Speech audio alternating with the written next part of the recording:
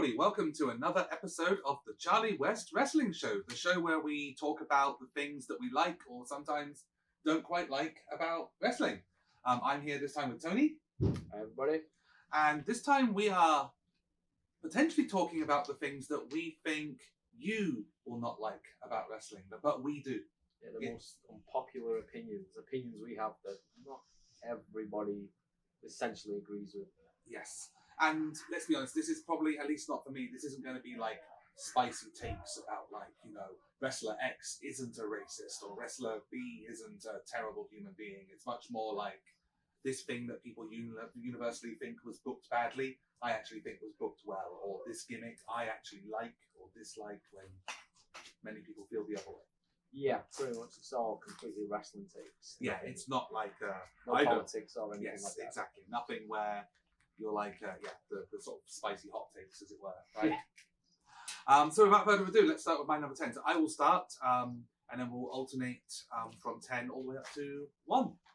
So my number 10 is flippy shit is overrated. That I think it was Vader that coined that, wasn't it? When Ricochet vs Ospreay, where he called it just flippy shit. The famous match where they did that sequence that everyone just lost their mind of. Yeah. And I kind of agree with you there. And it's like, because for me, I can appreciate it. I can appreciate great agility. There are people in this world like the Ricochets of this world that do stuff that almost every wrestler in the world cannot do, right?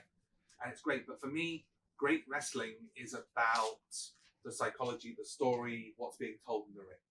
And at the end of the day, if you have a match that's Ricochet versus Will Ospreay, there might be stuff in that match you've never seen before that's fantastic. But eventually, one day, you will find two wrestlers with the agility to be able to copy that match move for move if they wanted to. But something like Hogan versus Cena, or Hogan versus The Rock that really happened, there's 1,000 wrestlers that could move for move copy that match. Yes. And it would not be close to what they did. It wouldn't have the same energy at all. And I think, like, you know, I'm all for that stuff being in wrestling. Oh, yeah. And being in wrestling matches. I just don't like it being the whole show. Yes. Or like the whole match, which, like, a lot of people say, oh, say you haven't watched an Ospreay match without, you know, like you've never watched one before. I was like, I've watched them, and I do at times admit there is like some moments, but for me, I'm with you on that 100%. Like, it's like for me, wrestling is at its best when it is a soap opera, a story, not when it's performance art. Definitely. Okay, so your number 10. My number 10. I'm going to start off really spicy here with John Cena is the greatest professional wrestler of all time. Okay, so what by what metric is that? By the fact that he is the greatest. He's not the greatest worker, obviously. He's a bit clumsy in the ring, but like the way he works the crowd, he's like the complete total package of what a professional wrestler is. Like going back from like the Hulk Hogan days all the way to the fact that he can pull out the moves and he can pull out the matches when he wants to. I'll tell you the moment I realised John Cena was the greatest wrestler of all time. Can I take a guess? Go on. Versus HBK at London Raw. No, it wasn't at that point. I knew he had a great match at that point. Right. I've always been a big Cena fan, right? But like I've always noticed like the criticisms about him. But it was the AJ Styles trilogy that he had. Okay. Money in the Bank, SummerSlam, and then the Royal Rumble. Right. And a lot of the time people were saying like he had great matches with Kevin Owens, Cesaro. So around 2014, he was having matches with Daniel Bryan, Cesaro, Kevin Owens, and everyone kept saying, oh, he's being carried. And I was like, there's two in that match. And John Cena put on like phenomenal. Like he popped out Hurricanranas, that Springboard Stunner. He's changed his moveset up massively. But the AJ Styles matches were just perfect. Like I wouldn't go as far as greatest of all time, but I definitely think that he is better than the metric, the better than people feel. But like he's not just this big star. He creates matches that they feel like occasions, right? The matches feel like big events. Like he made the US title relevant. Yeah. He beat Rusev and then just did that every single week. I'm gonna fight another mid-carder, and I made every mid-carder look good. And he makes, like, everyone says he buries heels, but like he doesn't, because Rusev, everyone said he buried Rusev, then Rusev Day took off. Yeah. Everyone said he buried Bray Wyatt. Bray Wyatt's a 2 to 3 time WWE champion now. the crowd gets behind the people he supposedly buries. Cesaro wasn't on the casual fans list until he had that US title match with John Cena. Like, he builds people, and with AJ Styles, like, I think he lost 2 matches. He lost the first one on Money in the Bank, which was the usual, the heel won by nefarious means. Then he lost clean in the ring at SummerSlam, and then he had a match at Royal Rumble where they didn't even like exit the ring at all. They played the whole match in the ring, and he finally won, but it just didn't feel like he'd got his win back. It felt like it took a lot out of him, and just like from a performance standpoint, a storytelling standpoint, like John Cena to me has been the best, ever. I can, like I say, I can agree to that to a point, but not best ever Oh, for me. But, that's why it's an opinion. Yes, exactly. Well, they're all opinions. But I think something that highlights what John Cena can do, and like when people think that he needs to be carried, is the best match by a mile of the Great Khali's WWE career was Falls Count Anywhere versus John Cena. That match is the only watchable match that Great Khali ever did. And it's not because Khali was carrying any level of that match. No, and he can have if you can have like a 4 to 5 star match with a Big Show. That's everything. Exactly. That's one of my metrics as well for like great wrestlers. And you'll find that out later. That like my metrics for great wrestlers is if you can have an amazing match with a Big Show, you're a great wrestler. Wow, you must really rate Braun Strowman then. He had some great matches with. Oh yeah, Braun. I like Braun. Okay, so number 9. So my number 9 is that 90 to 95% of the time, promos would be better if they are scripted. And I think that when people complain about scripted promos, I think they are picking the wrong thing to argue about. It's not that they are scripted, it's that the script writers are bad at their job. That for the most part, I think if you have a good wrestler who is good on the mic, you want that person to be given, like, I want you to talk about this, now go, write a script, write what you're going to say, practice it, have it so you can make the beats, you can hit all the marks, you're not trying to think off the cuff, you're not trying to, most wrestlers, most people can't do that. And I think you need scripting. I think it is better for most wrestlers in wrestling. I don't know, most wrestlers, I'd say the majority of wrestlers would probably need to be scripted promos. I wouldn't say 95% or 90. 90 to 95. I wouldn't say that many. There's a lot of great promo guys out there. I think like when they work on it, then they'll be able to like hit the beats. I don't think so much scripted. Bullet points. I think every wrestler needs bullet points. Yeah. No matter who it is. Like even The Rock has like his bullet points written on his hand and stuff. So Okay, so number 9. My number 9 is I don't think it's as relevant today, but it was pre-COVID, pre-pandemic for me, and that is that the best active wrestler in the world right now is Brock Lesnar. Okay. And I'll tell you why, because I've been through this many times, and I've got a list of the matches that he had in the run up to pre-pandemic before it sort of cut his run short. Right, so up until he lost to Drew. Yeah, when he lost to Drew, pretty much, he put Drew over. So, like, he had a match against Goldberg at WrestleMania 33. Say what you want about that match, it was fantastic. Okay. It was 6-7 minutes, and it was just explosive. Someone went through a barricade, people lifted up. Absolutely fantastic match. Then he went on to face Samoa Joe, and then he had a fatal 4-way with Joe, Strowman, and Roman, where he was fantastic again in that. Then we had AJ Styles, Finn Balor, and Daniel Bryan. 3 of the best matches, and I've seen they were it when he wanted to make wants to make a little guy, so to speak, like look good and look threatening to him, he can make them all look like they're about to end his. When Brock likes somebody and wants to sell for somebody, he is the best, absolute best at doing it. Like he is really good at selling when he wants to. Yeah. Like pro wrestling for me is all about me believing it's real. Like I know, but as a kid I used to watch pro wrestling and think it was real. and that feeling again. Yeah. If something makes me feel like that, and Brock over the past, like, pre-pandemic, before he put Drew over, everything got shut down.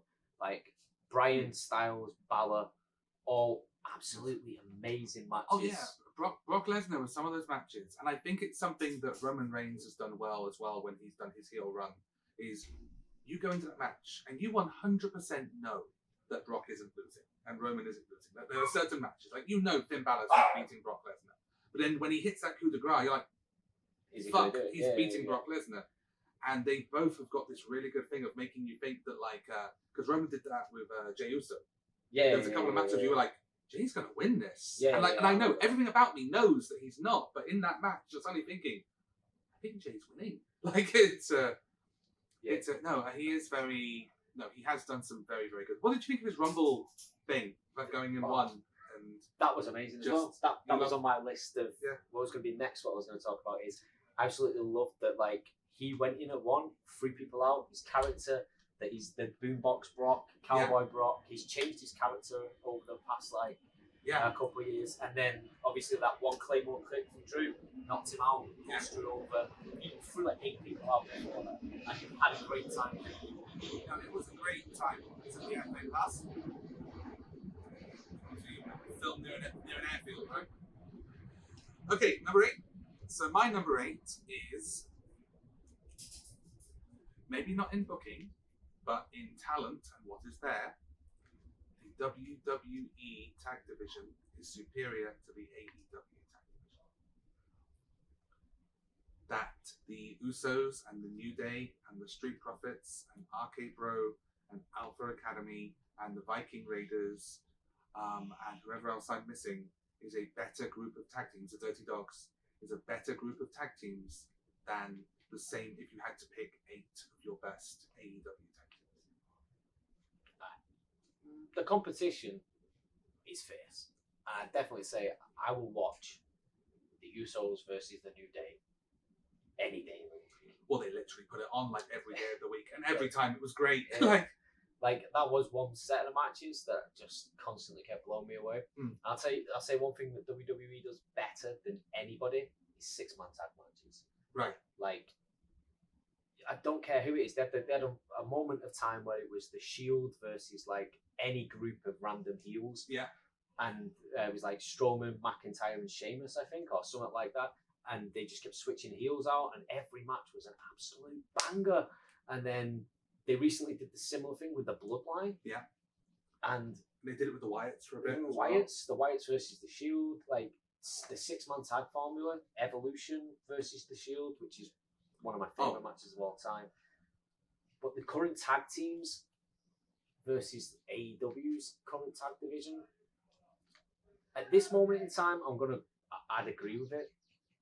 6 or 7 months ago, like that AEW tag team division was on fire with like Penta and the Young Bucks. Like, and I'm not a fan of the Young Bucks, but I absolutely love that match. Right. The cage match that they had.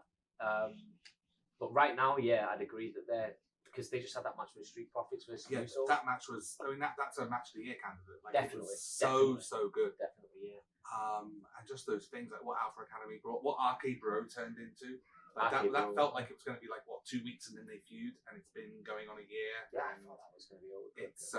It's made Randy Orton the best version of Randy Orton there's ever been. Yeah. It's that's just my anyway. I just think WWE Tag Team Division is a better group of tag teams than the AEW. I would agree at this moment in time. Okay. Definitely. So your number 8. My number 8 is Charlotte Flair is the best female wrestler in the world, and Becky Lynch is boring. Okay, so essentially, like you are like Vince McMahon has managed to create a way to be able to possess people over long distances because. Well, no, right. So it does seem that way with a lot of my takes. Yeah. With Brock, I was a big Roman guy coming in, John Cena guy. It seems that way, but with this one, I was all like for Becky Lynch, but then I slowly realised that I can't name a Becky Lynch match that I enjoyed a lot that didn't include Charlotte Flair. Even the Belair ones? No, I'll tell a lie. That's a lie. Actually, there was a match against Asuka that she had, Right. and that I think it was the triple threat they recently had with Asuka and Belair. Right. Yeah. Really enjoyed that. Yes. If you'd that, have asked me, that was in Saudi Arabia, I think. but like other than that, I can't think of any match that Lynch has had that hasn't involved like Charlotte Flair that I've truly enjoyed. Whereas like if you asked me to name a Charlotte Flair match that I really enjoyed, I'd say like the Asuka match. There's the Rhea Ripley matches. She had a good match with Carmella at some point. And I just think Charlotte Flair overall is the better wrestler. Like booking wise, is she pushed too hard? Absolutely. Does she has she had too many titles so far? Yes. Is she the best wrestler in the division? Yes. Absolutely. I mean, I think that the women at WWE's disposal, be it on the main roster or in NXT, are the best group of women in wrestling.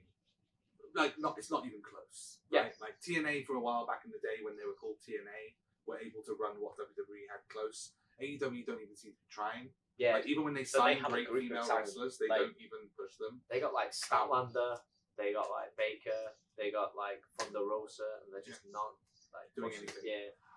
But yeah, I think for me the issue with Charlotte Flair is that I just don't like the way she's booked.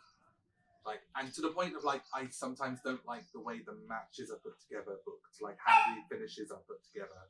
I'm like, I feel like there's a way of doing this in such a way where it almost never feels like Charlotte's in peril, and when she loses, it's always like she immediately does her "I'm outraged, indignant" type face, not like I just got beat by the better person.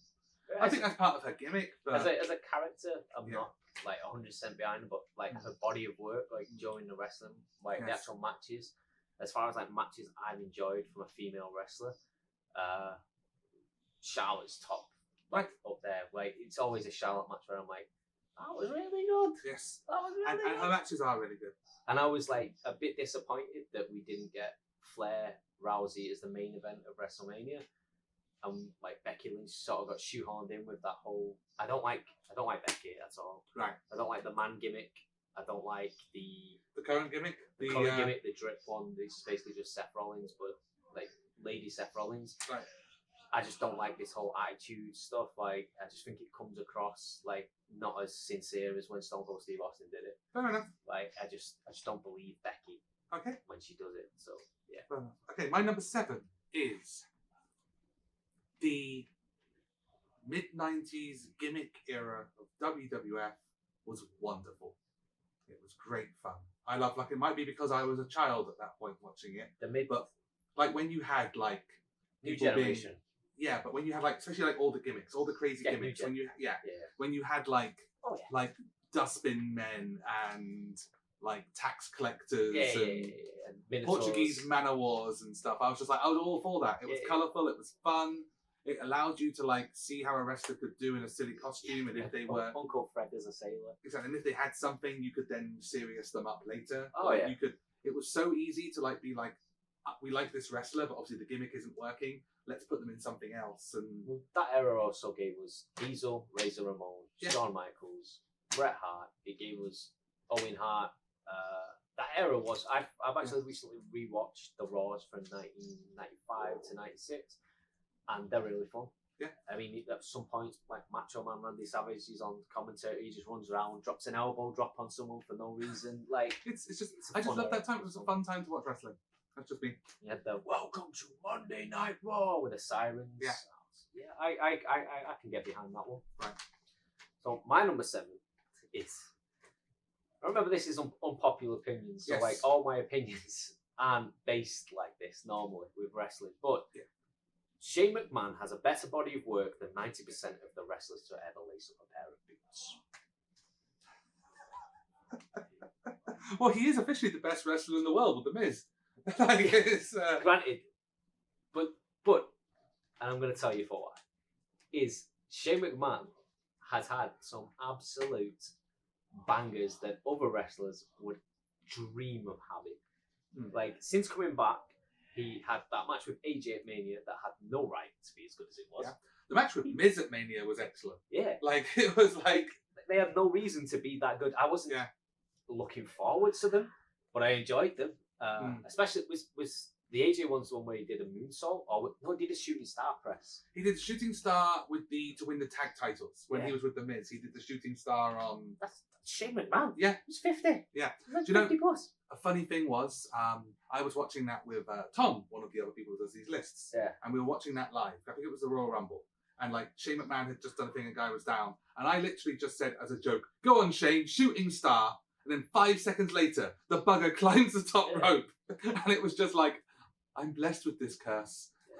And it's just like that's just his like current run. You go back, you've got his matches against X-Pac for the European Championship, the Moon Street Posse. You got Ken Shamrock and Steve Blackman that somehow ended up being like great matches. He had a great match with the Big Show. Yeah. Okay. So he brings it back to before Test. Yeah. And then finally, Kurt Angle, King of the Ring. That match. The fact that he was thrown against a piece of glass that was mistakenly real glass instead of sugar glass, and when he then falls, 8 inches onto his head, he literally says to Kurt Angle, I need to go through that glass. It's no, he is. He has some. I would say that I agreed with that up until about a year or so ago, when I think he suddenly bought into his own hype. Oh yeah. Up until that point, I thought either he was playing up to the shtick or he was doing his thing, and then suddenly he seemed to be having these matches where it's like, I can go strike for strike with the Undertaker, or I can is he the last person to pin Roman Reigns? I think so. Yeah, I think he is. And it's like suddenly he went from being this guy has surprisingly good matches for who he is to this guy is being booked. Yeah, I agree with that. But his overall body of work, I think if you gave any wrestler that body of work and said that's yours, they'd be like, I'm happy with that. Yeah, like coast to coast, elbow drops from like miles away. Yes. And this is just just that still of the one with Steve Blackman where he's like literally 30 feet above the ground, like in the air. And he just it just fell. Yeah. Okay, that's my number 6. So my number 6 is the Roman Reigns face run from him winning the Rumble up until him getting leukemia was great. There was some dodgy promos that were written for him, but pretty much every single match that man had against any wrestler was fantastic. And every single time he brought it, and I think every single pay-per-view I would go in being like, oh God, it's Roman Reigns. He won the Rumble. When he won the Rumble in 13, you're talking? Yes. Oh. Do you know when Roman Reigns turned me? Because obviously I agree with Vince McMahon on everything. Yes. But I don't. Roman Reigns officially turned me was Brock Lesnar that year. Right. That match against Seth Rollins cash-in? Yeah. That match against Brock that year, when I was after that match, I was actually like, Roman brought it. And that's the kind of thing where those are the times where sometimes not even wrestling fans, WWE fans or people that want to dislike WWE's direction and project can annoy me, because in that match, Roman Reigns came in and everyone was behind Brock, even though Brock was the heel, and the whole crowd was like, we want to disagree with your opinion. But as that match went on, the whole crowd got behind and they were like, we are into this, we love this. But then the next day on Raw, they all decided to forget that they were cheering Roman Reigns. So, I think that if Roman would have gone over in that match, the crowd would have gone bananas. They would have loved it. I think that would have happened. That would have turned it. Yeah. But because of how big the Seth moment was. And you're right, he had matches against Baron Corbin. He didn't touch the title at all for a while up until that point. Only to get, when he won it, he got cashed in on straight away. Yeah. And then there was the whole Sheamus thing. Yeah. The match he had with Finn Balor for the Universal, to qualify to go for the Universal Championship. The fast lane. Yeah. Yeah. Just fantastic matches. The matches against Daniel Bryan as well. Yeah. Just every match he has is fantastic, and people want to think that there's no reason why Vince McMahon. He's a 6'6", really attractive man from a very, very famous family that lives and breathes wrestling, has charisma, and can give you 5-star matches 95% of the time. Why would you not put that person at the top of the card? I always thought that Roman was going to be the breakout star of the Shield from the Survivor Series matches and all the matches beforehand. Like I was thought, Roman's definitely one of the best here. I can see why the crowd got turned on him, but then I've been seeing Roman for a very long time. Fair enough. Okay, you're number 6. My number 6 is pretty much similar to your number 10, I think. It just says here the Young Bucks ruined pro wrestling. You should do more of these chat. We'll get along. We'll get along really well. The Young Bucks versus the what is the name of the Penta and Lucha Bros? Lucha Bros, yeah. Young Bucks versus Lucha Bros cage match, absolutely love that. I've watched Young Bucks matches that I like. I've also got Ospreay and Ricochet written down here because my whole point is that they've ruined a lot of stuff in pro wrestling that I enjoyed. The first one being the super kick. Right. The super kick for me has always been a finishing move, or at least a build up to a finishing move. I can get on board with that. 6 or 7 of them in a match. Yes. I'm not a fan of super kick. One thing that I hate about the Young Bucks is that they use pile drivers as a transitional move. That was my next point. Right. Pile drivers, Canadian destroyers, all those types of moves, they should be devastating. They should be absolutely debilitating. But doing a pile driver, which probably goes to show that I don't watch much New Japan Pro Wrestling either. Yes. I'm not a fan of the fast, snappy style of wrestling where it's like move, no sell, jump up, then do a big move, and you go. That finally brings you both down. Tom will often go as far as to say that it's my Jim Cornette phase that I was worried about unapologetically hate the Young Bucks. I think they are the worst thing in I very much hate when I tried to watch AEW. The thing that made me it's so hard to watch AEW was that I hated everything the Young Bucks and Kenny Omega were doing. The difference with Kenny Omega is that I can see that if Kenny Omega was in WWE and he got given the production that WWE was like, we want stories, we don't want performance, I think Kenny Omega could give them the matches that I would enjoy. I think the Young Bucks, even if they were told to do a match that I would like to watch, they would not do that match. They would do a Young Bucks match. See, I like the characters, the Young Bucks, and I like Kenny Omega. I've never watched any of his Broadways with Okada. Never watched any of them. I just can't sit down and watch them with them being as 1 hour, 2 hours. I can't watch that much wrestling in that style. But for me, a 1 hour wrestling match only works if I didn't know it was going to be a 1 hour wrestling match going in. Yeah. If I didn't know and I watched it live, different story. But I do like Omega and I like some of his matches. I like a lot of his stuff. But the Young Bucks, and I'm not a fan of them. Their matches don't gel with me. Just when I see them do a triple somersault over a guy, missing them, and the guy has to then just flip on the ground because he has to sell something that never touched him, and it's just I could talk about how much I dislike the Young Bucks all day. I could do a 1 hour thing on that. Top 10 reasons I don't like the Young Bucks. Be in my next video. Okay, my number 5 is, and I know that we were, I know that we said nothing is political. And I don't want this will sound political to some people, but it's not a political thing. It's purely because of what they did in wrestling.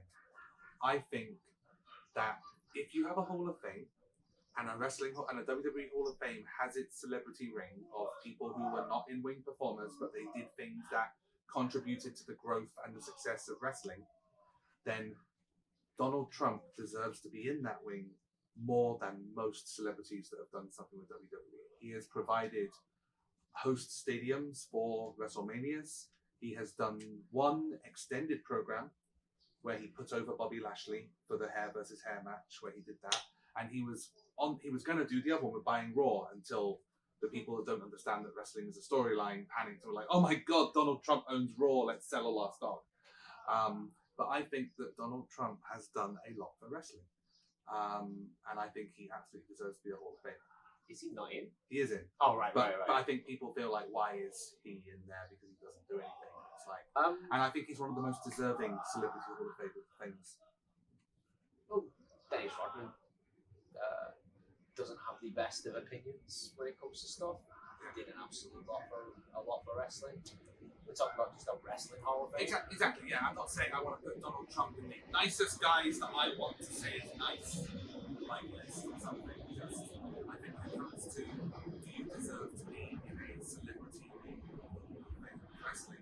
Donald Trump is possibly top 3, top 5 of celebrities that deserve to be in there. No, he's provided so much. Like WrestleMania 9 happened because of him. Yeah.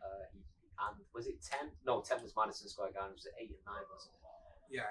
He did 2 of them. Was it WrestleMania 2 as well? Was it 2 and 9? He didn't did 9. 9 was at. 9 was at. But I feel like one of them was. There was another one at Trump Plaza. Yeah. Yeah. I mean, I'd agree with that. Like. Okay, you're number 5. Number 5 is Brock Lesnar ending the streak at WrestleMania was 100% the right move. It was the right time. It was the right place. It was the right person. So why would you? So the obvious argument against that is that was a one-off thing in wrestling that you would want to give to someone new, so that they could always say for their entire career, "I was the guy that did this." Like Chris Jericho. Chris Jericho is the guy that beat Stone Cold and The Rock on one night to become Universal Champion. That's something that he still eats out on to this day. Like Randy Orton, youngest ever world champion. I think he can still talk about to this day. So why would you give that to Brock, who doesn't need it, over, say, a Bray Wyatt? Brock didn't need it. Why does Brock need it? Brock came back in 2011, and he came back and he faced John Cena at Extreme Rules and lost. Then he went on to have a couple of matches, and he lost to Triple H at WrestleMania. He had lost a lot of stock when it had come to the fans as being an attraction, and everybody going into WrestleMania just assumed Brock Lesnar was going to lose to The Undertaker, right? Brock won. He became the one in 21 and 1 and completely revitalized the attraction that is Brock Lesnar. He went on to face John Cena at SummerSlam and destroyed him. 16 suplex, suplex sitter, eat, sleep, suplex, repeat. The conqueror of the streak. He's been eating out on that for the past, was it 6-7 years, and finally paid that dividends back, depending what happens at SummerSlam, to Roman Reigns. Right.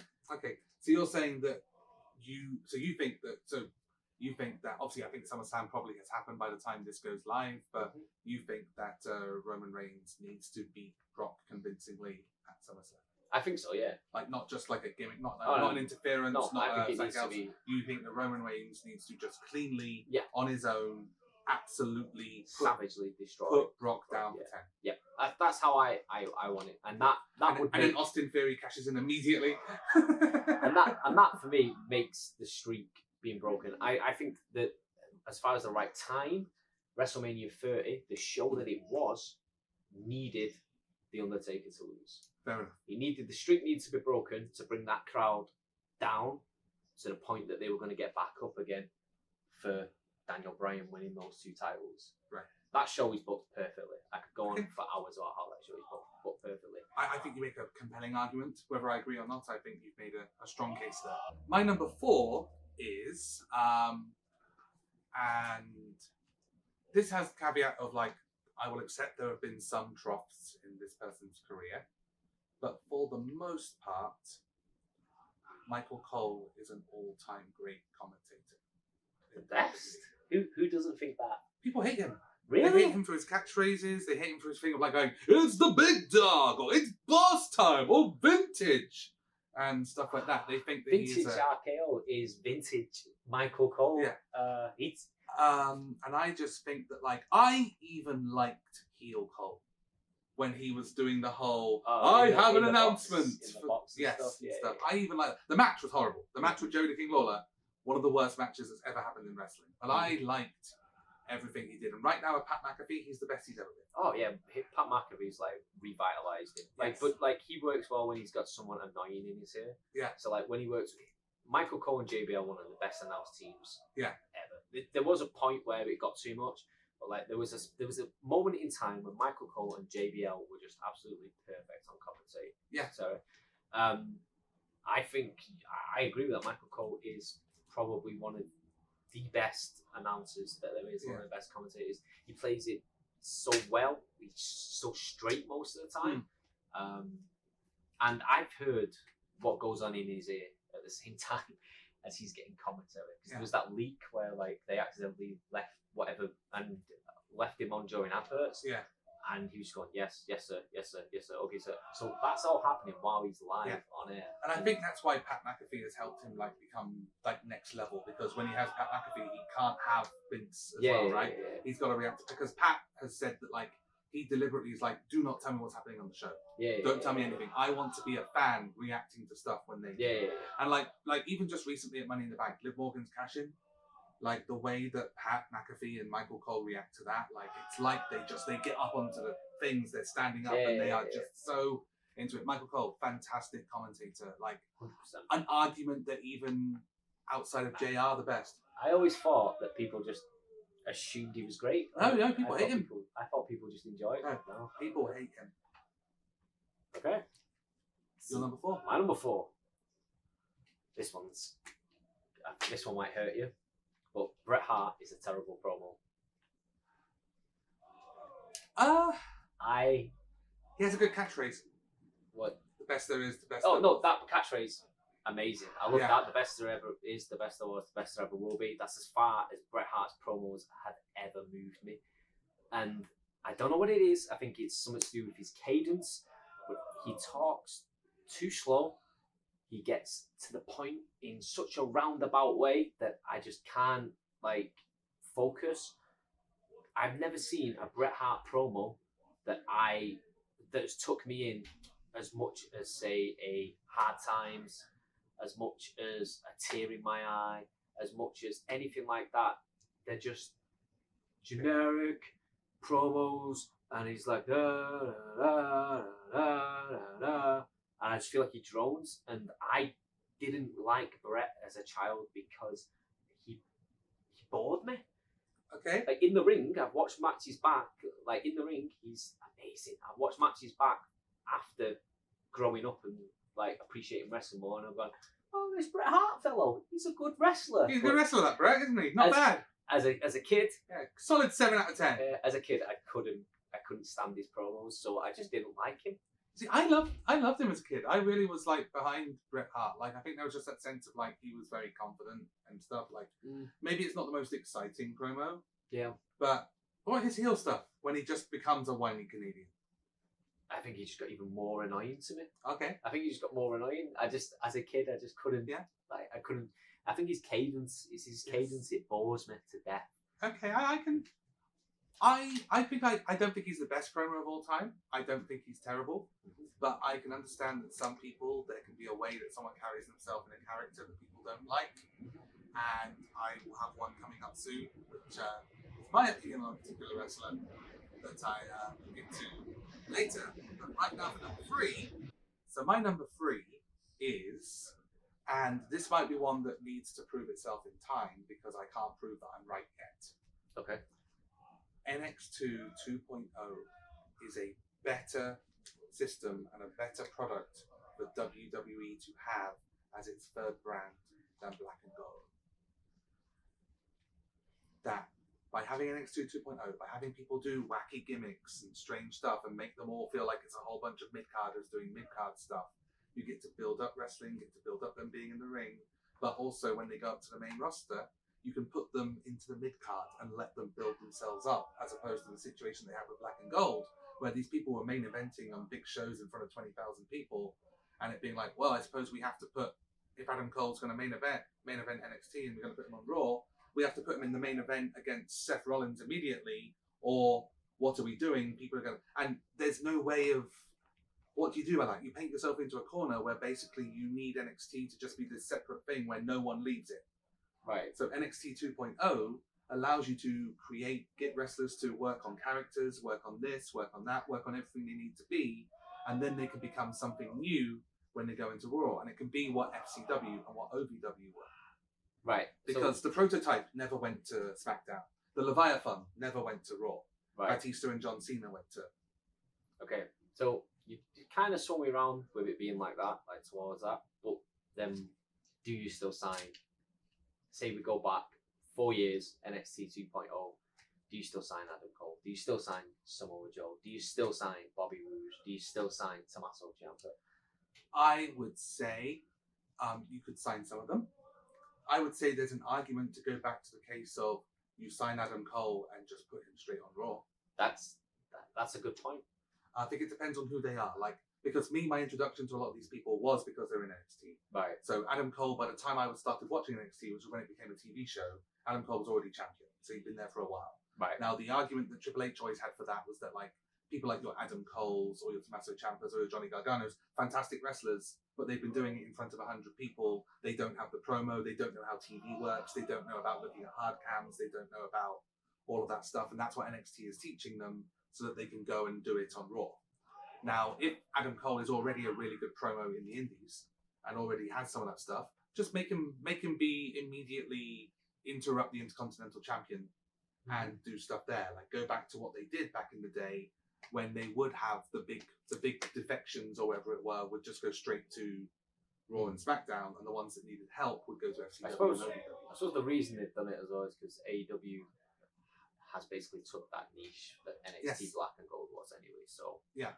I mean, NXT Black and Gold was a better product to watch, although I actually really like NXT 2.0. I think it's a lot of fun. I do enjoy it. But I think NXT 2.0 over time will prove to create more fantastic main roster main eventers than the Black and Gold brand. Okay, your number 3. And number 3 is, and again, this kind of goes with your Donald Trump one, I will forever be a Hulkamaniac. Okay. Now, again, I'm not talking about Terry Bollea, or whoever plays Balea, Hulk, right? Balea. Yeah, that's it, Balea. I can't say his name, I don't know it. I know him as Hulk Hogan. He is my hero. And whenever I hear that theme tune, I hear that, I am a real American, I lose my shit. Yeah, and it's weird. And I will always. Yeah, and speaking as two non-Americans, like we shouldn't care. We care. shouldn't care that Real American is playing. That should not have any connection to us. We don't care about Real Americans. So, but as soon as that hits, yeah, like the last time he came out, I heard that music and I was like, Hulkster's here. Hulkster is here. Yes. And I would happily watch a match where Hulk Hogan, I know he can't do it because of his legs or whatever, but if Hulk Hogan at age 60 or whatever came out, got hit a few times, started hulking up, dropped the big boot, dropped the leg drop, 1, 2, 3, I'd lose my mind, and I think a lot of other people would as well. I actually, when I did the top 10 entrance themes with Tom a while back, I actually made the argument for Real Americans, saying that, like, even now, with what we think of Hulk Hogan and what we know about his politicking, him as a person, how old he is, if number 30 of the Royal Rumble, you hear Real American, the whole crowd would explode for a few seconds. They would then question their life choices because they're going to worry that Hulk Hogan's about to win the Royal Rumble. But for a few moments, everyone would go. He came down and just dropped a few people out. Yeah, and like you said about his politicking and stuff, there's a lot of times where like people say, "Well, I agree with Hogan going over." In hindsight, people they're always anti-booking what Hogan did. And I'll give you a prime example. One of my friends, when I mentioned how much I love Hulk Hogan and how much I love watching Hogan matches because they take me back to that point where I was a child. Yeah, he brought up Vader in WCW. I think it was Super Bowl 5. So Vader's the big guy, he's the big heel going into the match, he's the monster of the week. And he says that Hogan buries Vader because he gives Vader a powerbomb and Hulk Hogan pops up, starts hulking up, does the Hulk, big boot, leg drop, 1, 2, 3, match over. Now, I was 6, I think, when Super Bowl 5 came out. And I remember watching that match. And I didn't watch it at age 30 like he did. And I remember watching that match. I remember being genuinely scared for Hulk. Vader destroys him throughout the match. Yeah. And then the second Hulk lifts himself up off that mat, pops up, and you know he's hulking up, you lose your mind. And I still do it to this day. Like, I still did it when I was like 13, when I was watching him in his 2002 run, 2003 run. And I still would do it now if Hogan popped up and started hulking up, It's- posing. There is something about Hulk Hogan. His charisma transcends him. Transcends. There's so much about it. There's a reason why he was put on top, right? There's no one. They tried to give it to Randy. They tried to give it to Warrior. They tried to move on from Hulkster, but they couldn't. They just couldn't find anyone that with no Hulk Hogan, no WrestleMania, no WWF. Yeah, we'd still be all watching indies. I reckon there wouldn't be a global company, a global wrestling company without Hulk Hogan. We'd all be very possible. My number 2. In almost every occasion, blood does not make a wrestling match better. 100% agree. Yeah, I think the only times I've ever really felt that blood is added to a match are the times when it wasn't planned. When it actually is like an accidental thing and you feel like, wow, that wrestler's actually got himself hurt and is still soldiering on for the entertainment. And like, the biggest one for me that really hammered this home, how much I realized I don't like blood in wrestling, was just recently. I actually got back into AEW very briefly because of the MJF CM Punk feud and those promos. I was like, you know what? I'm going to watch that. I'm going to watch that pay-per-view. And they did the dog collar match. And 2 minutes into that match, both wrestlers are buckets of blood coming out of their heads, like immediately into match. It wasn't like a last resort or they scrape and claw, nothing else has worked, so I'm just going to claim it. It was like immediately they both have just got red heads, and I didn't even finish the match. I was like, no, it's like I'm done. The image of Moxley with the interim championship when he won it, his face is just coloured. Yeah, and I'm like, I 100% agree with you there. Blood for me, when I was younger, it was kind of like that thing where it was like.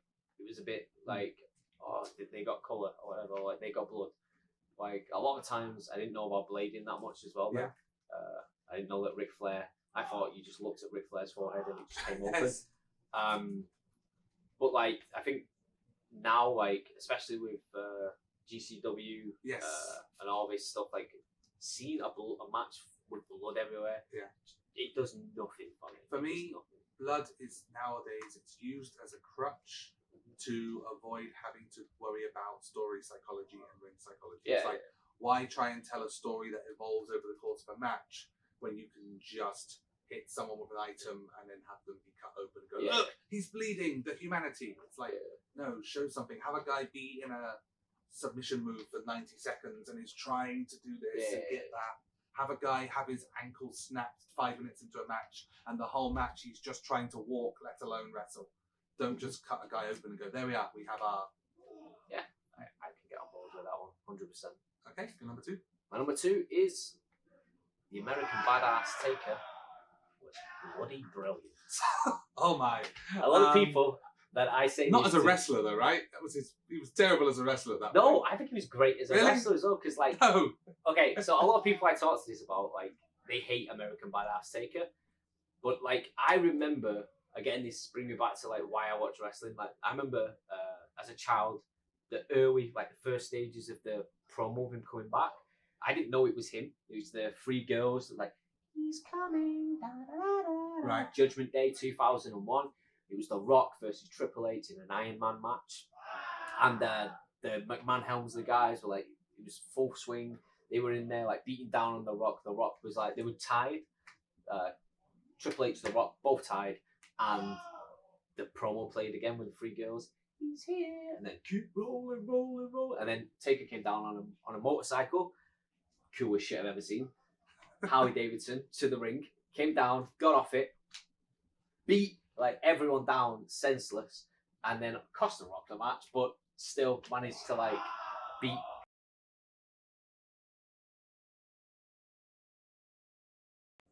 Okay, so let's go through some honorable mentions, quick fire. So the 3 that I had were, this is probably my most unpopular opinion, the Brooklyn Brawler and Barry Horowitz should be in the WWE Hall of Fame. Yeah. Yeah. Barry Horowitz was the ultimate jobber. Yeah, I just think that like... My wrestling group, we actually adore Horowitz. Right. Like, he's one of the guys that we're always like, yeah, he's a good guy. I think that they were the 2 jobbers that made everyone else look good. Yeah. And I think that because it's not a shoot Hall of Fame, you have people that did the best for wrestling, not the people who were kayfabe brilliant. Yep, 100%. The Miz has been fantastic since he was in ECW. like just all the way through. Fantastic wrestler, fantastic promo, fantastic storytelling. When he debuted on Raw and did the whole Miz 1, Cena 0 for like 7 weeks, 8 weeks when Cena wasn't there. Yep. I just loved everything about it. I think the Miz has been money. He's been number one. One that I almost put on here was that Miz beating Cena at WrestleMania was the right thing to do. Oh yeah. I think he's just been fantastic, and I would like to see him be there again. Yep, I agree with that. And the other one, whether it was intentional or not, the best piece of booking in Daniel Bryan's WWE career was losing to Sheamus in 12 seconds or 18 seconds, whatever it was. Yep. I think that if that was a deliberate thing, that made Daniel Bryan. If he had just gone 12 minutes with Sheamus before losing in a like wherever else, it wouldn't be the same. Yep. That made him. No. And it was the best decision. Whoever came up with that, best decision ever made. Yep. Oh, I agree with all of those. Okay. Those are my popular opinions. my honourable mentions go to Dolph Ziggler. Deserves one run at the top as the guy, like as the WWE champion.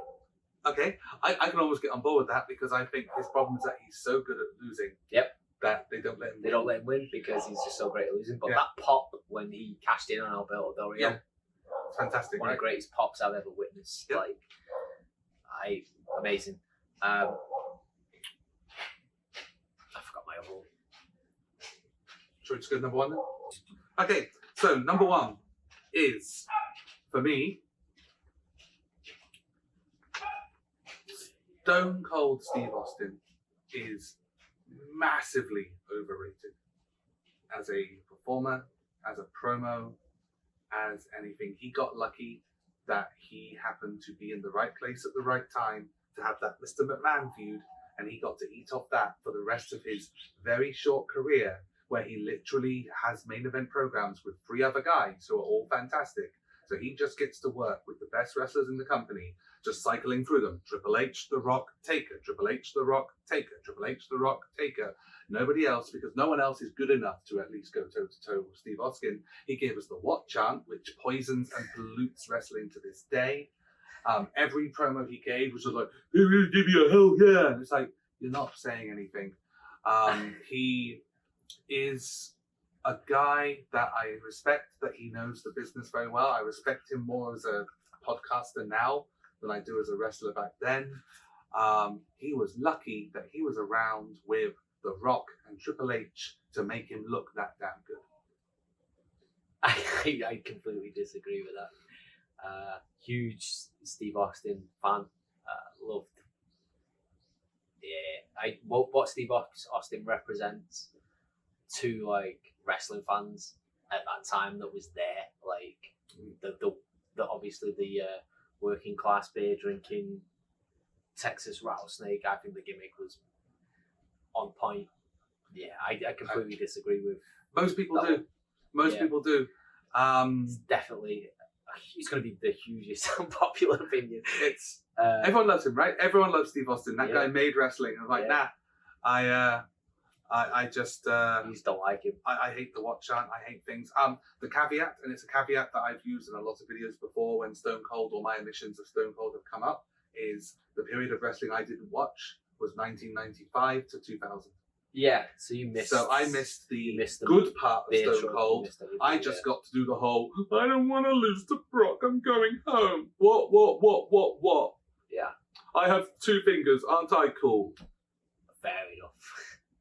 But yeah, that's definitely one. Okay, so my number one. Yeah. And it's probably going to be more controversial than yours.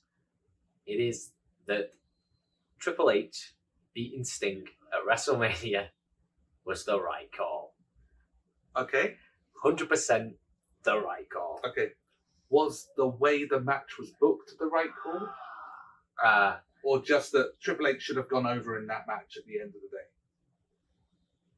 Triple H should have gone over. The way the match was booked, I'm gonna go. I've spoke about this at length a lot with a lot of people, and I understand why the match was booked that way, because Sting couldn't go at that moment in time. I mean, he's now jumping off things into tables and stuff, but at the time he couldn't go.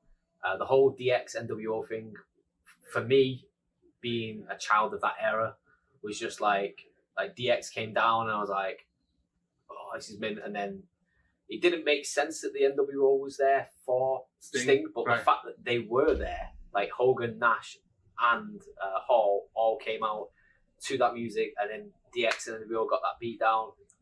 I still stand by that as like a great moment, because I was just like, and Scott Hall goes flying, but like I remember seeing it and going like, they're a bunch of old men, but like, but like that's still, what they always do, right? I still was like, that's DX versus NWO. That's what we all wanted at one point in time. So I can see why it was put that way. But as far as like the whole match, everyone always says, oh, they ruined Sting. Sting should have gone over. For me, they did not ruin Sting. But what they needed was Triple H to go over because of what was coming next. And it's the same with the Brock Lesnar, Undertaker type thing. Is if you look at what Triple H did after beating Sting, they had later on in the night, he had a promo with The Rock where him with the whole Ronda Rousey thing. Right, they were setting towards they Angle. were setting up The Rock, but obviously we got Angle and Rousey. That led to that. Also, he went on to become a WWE champion again to put over Roman Reigns at WrestleMania. Now that match wasn't great, but that all requires that whole him point of it, because that required him to be strong going forward.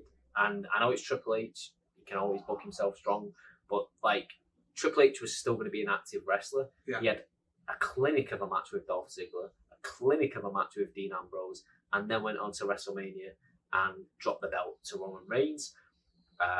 Then we also got like the fact that next year he was having his match against Batista, which again should have been The Rock, but obviously The Rock schedules haven't lined up for that Triple H versus The Rock match that they won. And as far as everyone else was concerned, Sting was done. He was done with wrestling. And we got the Seth Rollins thing where Seth injured him by mistake, and that was great, but at the time of booking that match, they didn't know that Seth was going to face Sting. Yeah. And nobody could have... If you'd have told me back then that Sting now was going to be in AEW jumping off stuff and like... Yes, it doesn't seem right, does it? No, it doesn't. Yeah. It doesn't feel like that trajectory was ever going to happen again. I think people watching who are WCW people are going to be very upset with that opinion, but I can see the logic behind it. Yeah, it's but I can see why people were upset about it. Yeah, but at the same time, looking back and going, what was happening afterwards? Like at the time, I was upset. Like when Sting lost, I was like, "Oh, Triple H just won again." But you think it ultimately makes sense? Yeah, right. Yeah, that's fair enough. I mean, the main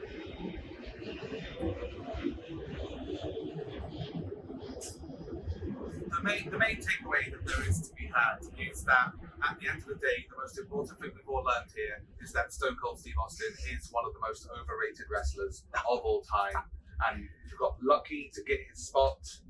And basically, I would probably be one of the greatest wrestlers of all time if all I got to do was fight The Rock and Triple H on a loop for my entire 4-year run, and then go, my neck hurts, I'm going home. Anyway. I think that's the end of our list. So feel free to let me know that you also agree that Stone Cold needed to never ever say the word "what" so that wrestling could be saved in the future. Thank you very much for joining me on this list. It's been interesting. And let us know, how unpopular were those opinions, or how popular are those opinions? Let us know, and we'll see you again next time on the Charlie West Show. Please like, comment, subscribe, bell, Twitter, TikTok, all the things. And we will see you next time. Have a great day. Bye-bye. Don't mind me.